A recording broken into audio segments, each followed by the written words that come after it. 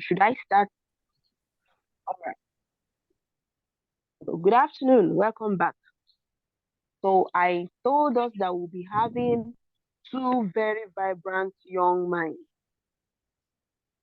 I hope you really enjoyed listening to Mr. Valentine Oga. So the second person we're bringing on is Mr. Ebube Emeka, a software developer as well and a technical writer. I'm telling you, these are very young people, like under 25. I hope I'm correct. But what thrills me about them is that they are so focused and well rooted in what they're doing. They're not just doing a Nigerian thing. Don't get me wrong. I'm all for domestic um and intellectualities and all that. But when you do something and you're still accepted internationally, then you have really done something. And believe you me, these two young minds know their worth and are speaking up for themselves, even in the international level. So let's hear Mr. Edbe. Mr. Edbe, can you tell us in your own terms, like what we can really understand, what you really do? I know I've introduced you, but explain to us what you do.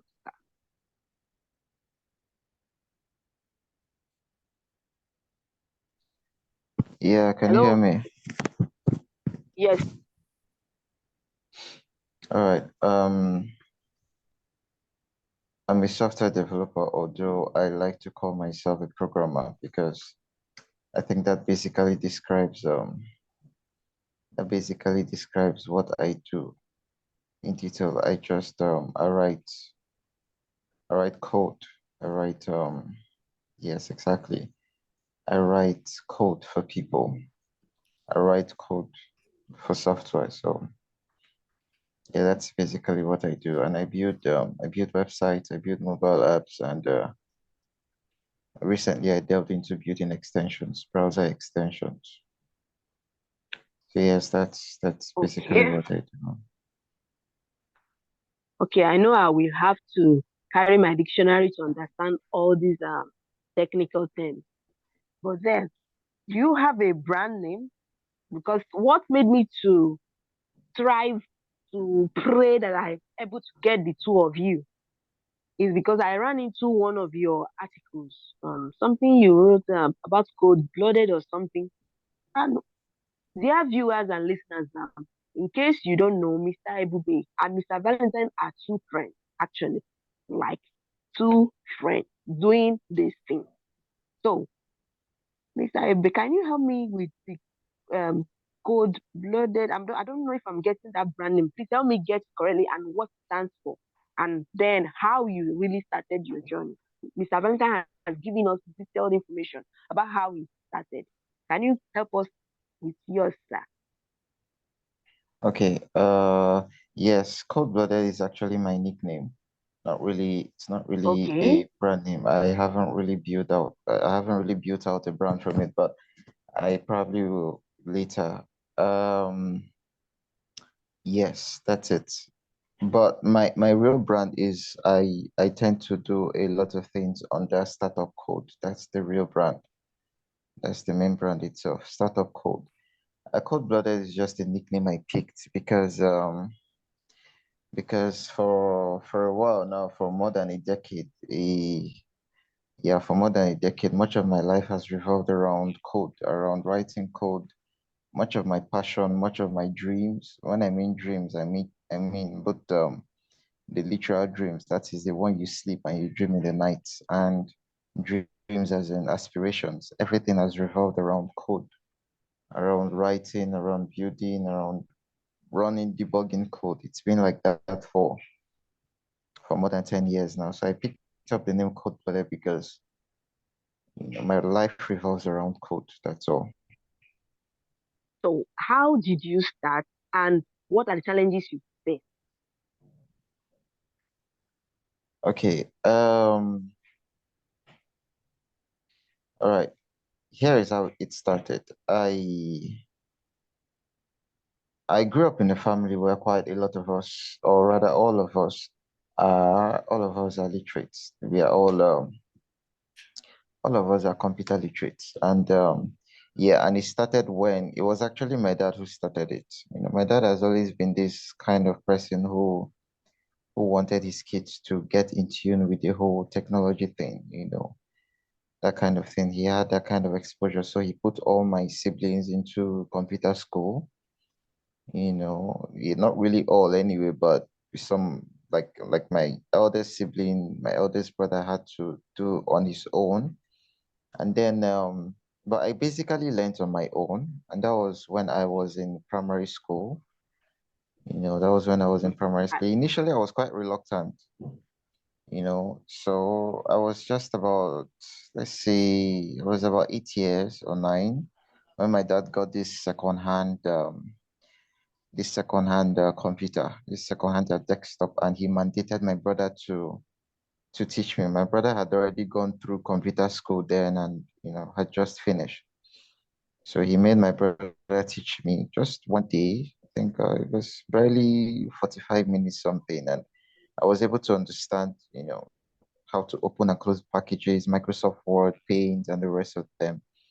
And I started from there. But then being a kid who liked drawing, my favorite software then was Microsoft Paint. It's a software that allows you to draw and paint things with the mouse and all that. I think So yes, I have an yes, idea. yes. That one. Yes, so that was my favorite software, you know, Microsoft Paint followed by CorelDRAW, practically anything that had to do with drawing, painting, graphics.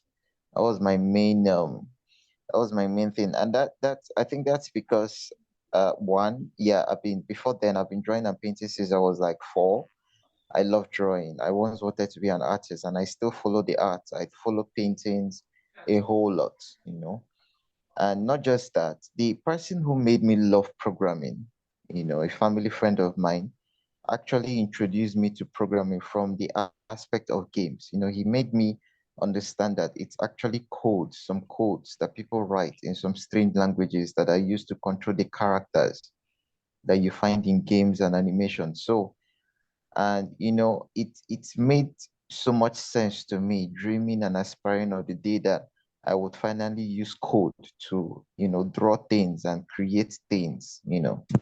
So from there, by the time I got into secondary school, the interest I had in programming had really increased. Like it was so huge, it was so huge that by the time my brother got into university around that period, I actually was reading his books, his CSE books, trying to learn basic, Visual Basic, and the rest of them. And as at this time, the computer my dad got had really was quite bad.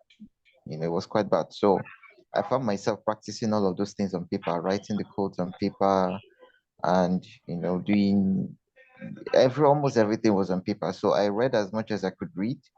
I saved up as much as I could save up.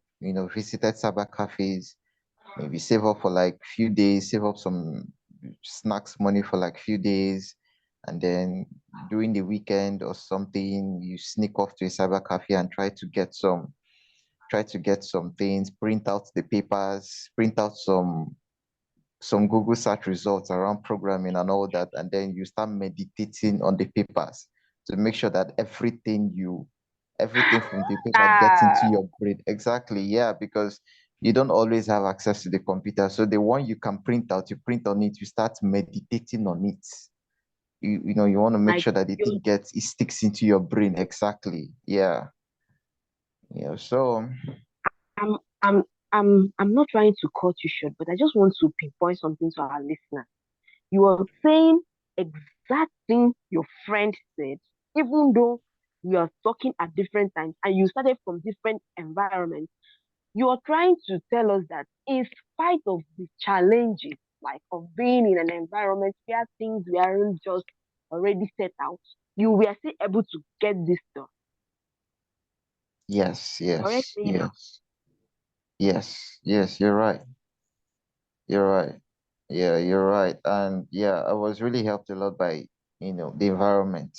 The school library then, I remember the school library then had these encyclopedias that there were some encyclopedias PDFs that were dedicated to computer science, computer engineering, programming, hardware engineering. So I read them, I reread them, I read them more than my own normal academic books. Okay. And in Oh, as much as he had, so yeah, I want to come in here, please. I'm asking the questions to, I'm throwing the questions to both of you, please. You want, okay. did any of you study computer, anything computer related in school, please? Uh, Mr. Ibube, did you I, study I anything? studied computer science. Actually, I'm in my finals for computer science. Okay, that's Mr. Valentine. You study computer science. Yes. Okay, all right. Mr. Ibube, did you study anything computer related? No, I didn't. I actually studied mechanical engineering, which was a very, very foolish decision, though. And it's if I tell the story here, it's quite strange, okay? It's quite funny because I went into mechanical engineering because as at then, the whole tech thing and IT thing wasn't really as crazy as it is now. Okay.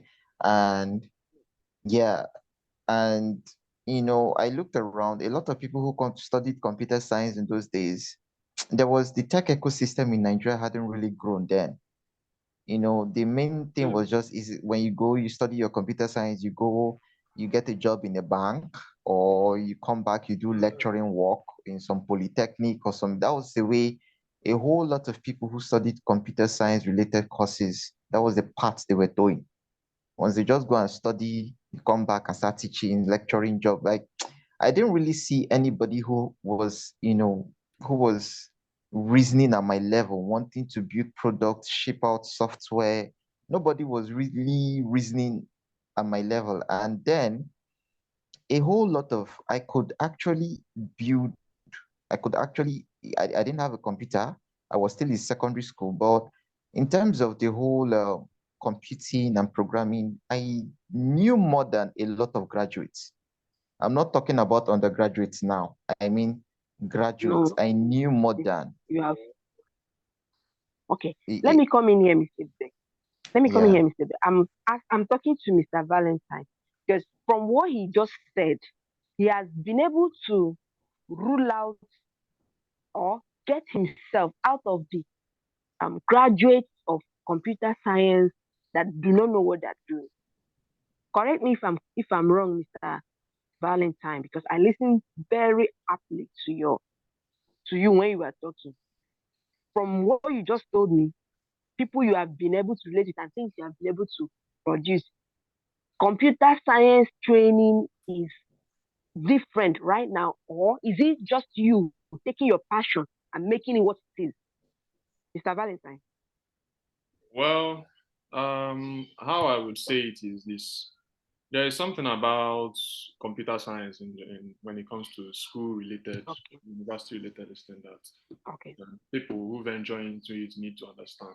Right now, those who come out of computer science and the let's just say people who come out of computer science and are not they don't venture into they don't have computer science related skill sets like maybe software development, design, networking, all these digital skill sets. I believe it is due to okay, the many people in the country usually step into university maybe just for the degree, right? We just want to, like, when okay, I talked to a young girl some time ago, and she was a computer science student just like me. okay, She said, I asked her, what are you, okay, why do you why do you study computer science? That kind. She just said, it's just so that let it be that I went to school now and I have my degree, that kind of thing. And I realized oh, that there's this thing that is when you're a computer science student and you step out and when you're a computer science student in school, you should know that what they teach you in school is not utterly useless, but it is not complete. okay, The school can't teach you okay, everything. There's a lot of fields in computer science. The school can't cover it. So Okay. So So people you who have come out to of computer dig deep. science, people who come out of computer science and maybe they are not, and if we can match up to them, I can match up, I can, if they can do way more than they can, I can do way more than they can. It's Mm-hmm. because they stepped in there and all they were focused on is pass my exams, come out. I have my degree, carry it and run into this Okay. company. The company will chase you out. I run into. Being a computer Mm. science student is not just Now, about having first class or straight A's. It's about having the necessary skills associated with that computer science system. And I've seen this right. in many students, and that's how Okay. that's where I would say people falter. And I positioned myself to not make that mistake as much as I could. Okay. Before I get back, before I get back to you, Mr. Ebube, I want to chip in something to our listeners. I'm actually listening to and talking to two outstanding people. They went beyond the norm to do something with their time, with their environment, with what is available. Like they went beyond what is expected. And two things I've come to get from speaking with Mr. Ebube and Mr. Valentine is this. Mr. Ebube exemplifies people that didn't choose their career or their path depending on their own passion, but still made the effort to still go to what they are really passionate about and are doing very well in it. While Mr. Valentine went to study what he was passionate about and has been able to do something about it. So we're not just talking to our young people now, we're also talking to our parents because I've had this, I can remember vividly one of our very close friends, a close family friend, the first son, could do things with computer that graduates couldn't. But this boy was sentenced, if you would ask me, to studying law. I just couldn't relate or correlate the two. And up till now, he's still not able to do what he would have done with computer science if he was permitted, if the parents didn't step in to insist that being a lawyer was better. I'm not saying that studying law is bad. What I'm saying is doing what you're passionate about and going ahead to study in the higher institution will give us a better result than just pushing your child to go and study whatever that comes up to your mind because you feel this is where you have connections or where you feel it's more lucrative. So before we end with this discussion, Mr. Ebe, what Yes. are the advice, what advices or advice will you give to our upcoming um our teenagers, our young adults, our talents, upcoming talents who are struggling with the Nigerian new world environment? What can you say to them? Uh, uh, First of all, have a purpose. Have a purpose. Have something you really want to achieve. And when you have something you really want to achieve, understand that it won't come easy. Even the low hanging fruits, you need to stretch your hand to get them. And when you stretch your hand, you actually be exposing yourself to some other things like you could grab the fruit and then grab an ant with it, and the ant will sting you, that kind of thing. So nothing really comes easy. You have to know what you want. And when you know what you want, you have to sit down and ask yourself, are you willing? Are you really willing to go for that thing you want and make sure that you keep going till the end? You know, I went to school to study mechanical engineering. Over time, I understood that that path I had taken was a mistake. I wasn't supposed to take it. And by then, it was already too late to switch to computer science because when I went to the computer science department, they told me that my GP was too low and that if I would have to make that switch successfully, they listed out some criteria I needed to meet, and I didn't have that money. My family didn't have that money. So I looked at the whole thing. I just knew I didn't have a future in mechanical engineering. This is where I was supposed to go into, and that's coding. So I left. I just got up one day, I zoomed off, and but it still did. I didn't just go into coding because I didn't have the tools. I didn't have a laptop. So the very first thing I did was I took the advice of a friend of mine. And the advice was very simple. You don't have a computer, go to where you can have unrestricted access to computers. And so I got a job at a cyber cafe. And getting the job, I got Mm. unrestricted access to computers. So morning and night, I would be the first to come into the cyber cafe. I will be the last to leave. And because of my dedication, which was it's not really like I was dedicated to the job, but my passion for computers made me dedicated to the job. So it's not like I don't really like working for people, but my passion, wanting to always be around computers, wanting to solve problems with computers, made it look like I was dedicated to the job to my job as a cyber cafe staff, that kind of thing. And within a very short time, I went through the ranks and I started handing keys, started going into places a lot of people couldn't go into. And that's how I got access to a lot of things, a lot of things that have really helped my growth, that kind of thing. So I needed to make that sacrifice. I needed to take that leap. I needed to take that risk. I needed to take that risk of leaving school and pursuing the career I wanted in coding. And it didn't come immediately. It will never come immediately. It took a very long time before I could actually run my first line of code. I mean, I started getting interested in coding at the age of 8, 9, 10. It wasn't until I got into the university at 19 when got I got a friend who could allow me install software I needed to code on his computer and then use his computer around 19, 18. That was when I could actually write my first line of code on a computer. It took like 10 years before this could happen.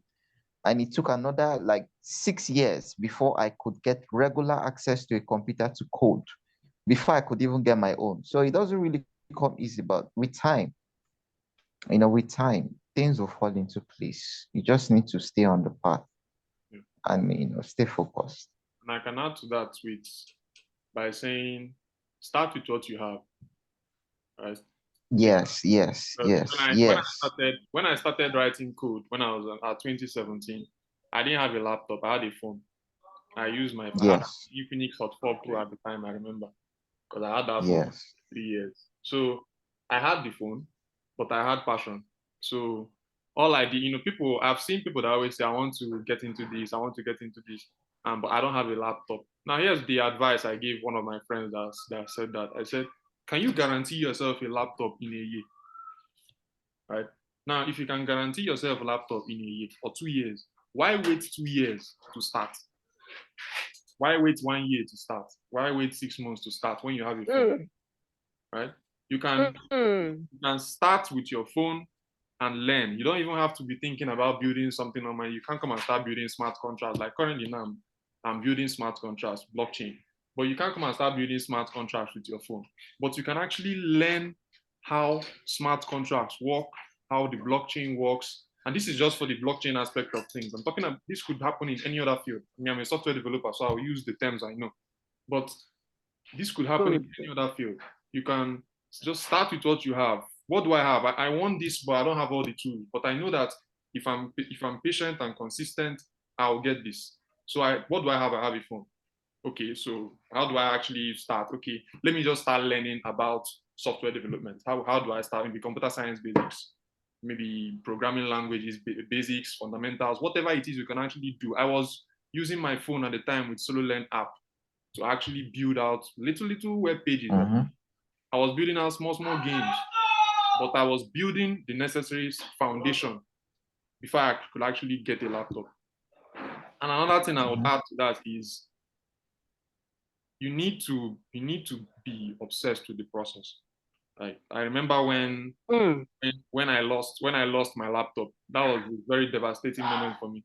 I lost my laptop, but like 3 weeks after that, I got a job offer. Now the job offer now requires me to work. How do I work when I don't have a laptop? I mean, this is an opportunity that could literally save my life, but I don't have a laptop. But I'm obsessed with this. So what do? I have to go and find a laptop. I said, okay, I can do it. That's what I just said, I can do it. I don't know how, but I can do it. I said, okay. Then I step out. I say, okay, how do I figure this out? I have friends that have laptops. I go meet them. I use their laptop. I build a certain portion of the application. I present. They say, good. They pay me for that. I get a laptop. And all of a sudden, I have a laptop. Now, if I had given up when the opportunity popped up in my front, just saying, okay, I don't have all the tools, I'm incomplete, I'm finished, how would that have ended? That wouldn't have ended up well for me. So that's the idea. The idea is to build up that mindset that says, I will not wait till things are perfect. I will start with what I have and see where it leads. Mm. That's the mindset that I would like to give out. Yeah, yeah, it's true. It's true. Yeah, I actually skipped something. I actually skipped Okay. something. Yeah, well, before I got my first laptop, while I was still trying to get this thing, you know, I remember that my brother helped me. My brother helped me with this tablet, this secondhand tablet he got in Lagos, you know. Okay. So it was a 7-inch tablet, 7-inch techno tablet.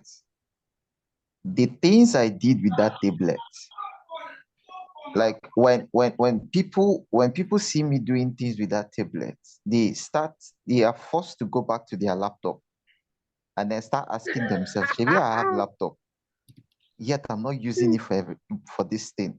That tablet gave me Anything my goes. first, it got me my first web development contract. I executed it. Wow.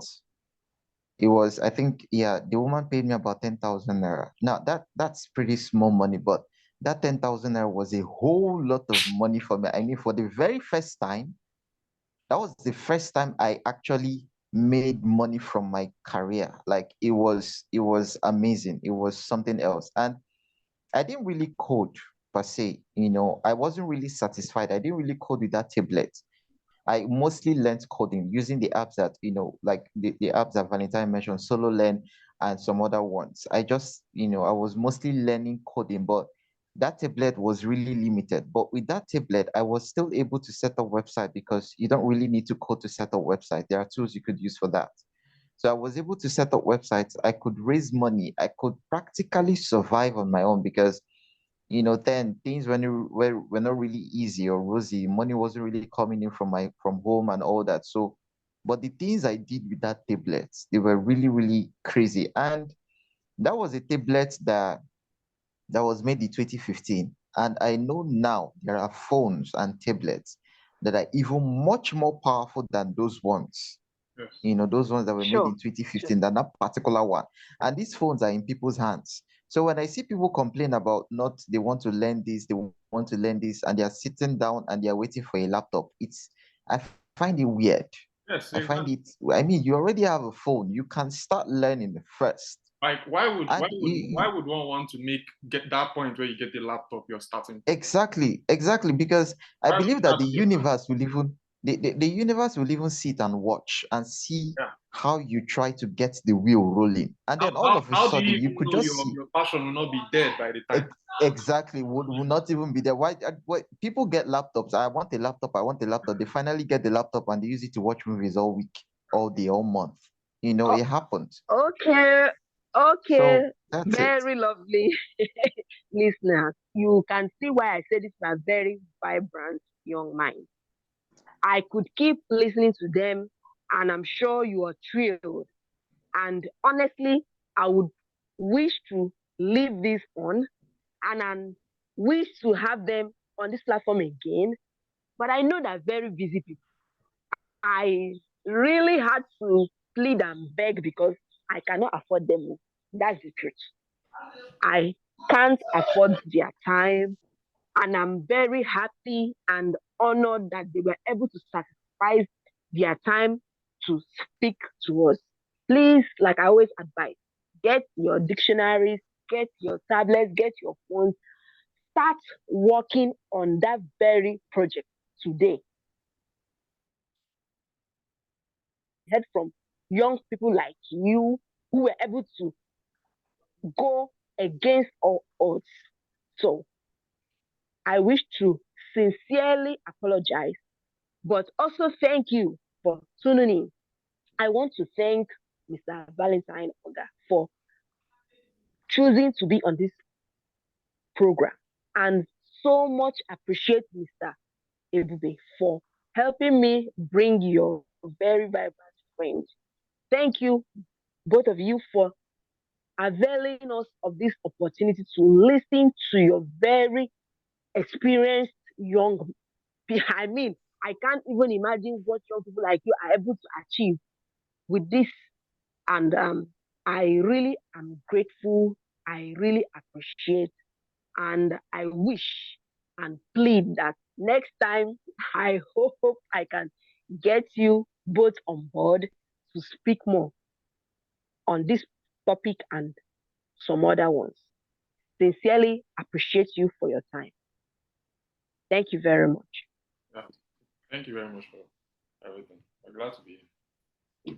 It was a good session. Yeah, thank you very much. Thank you so much. Sincerely appreciate.